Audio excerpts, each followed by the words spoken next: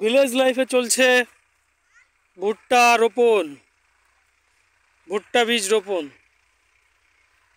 ভুট্টা বীজ রোপণের জন্য একটু এগিয়ে নিয়ে আমি তোমার কথা বলছি, রাস্তাটা এবড়ো খেবড়ো।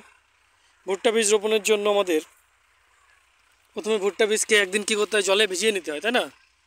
আমাদের সঙ্গে একজন রয়েছে, সে দু এক কথা বলবে, তারপরে আমরা বিস্তারিত দেখাচ্ছি। বলো কি করে ভুট্টা বীজটা প্রথমে ভিজিয়ে রাখতে হবে? প্রথম ভিজিয়ে একটু রাখতে জোরে হবে। বলো যাতে ক্যামেরায় শোনা যায়। প্রথম ভিজিয়ে রাখতে হবে, তারপরে জলটা ফেলিয়ে দিয়ে তারপরে বিষ মিশিয়ে তারপরে লাগাতে হবে।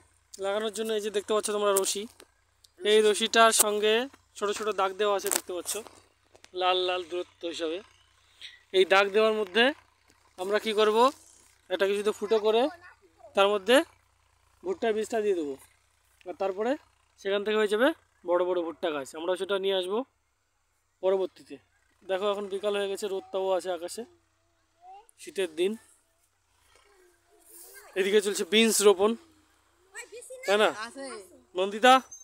এটা কি গাছ বলে ফেলো, তাই না? বিনস কি না বলো, বিনসগুলো কেমন টেস্ট? খুব ভালো। তাহলে তোমরা কলকাতা যাচ্ছ, তাই তো? ঠিক আছে।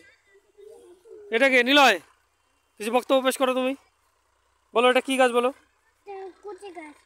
বিনস, বিনস, বিনস বলো, বিনস গাছ। চলো ঠিক আছে বন্ধুরা, এখানে ব্লগটা আমরা শেষ করছি।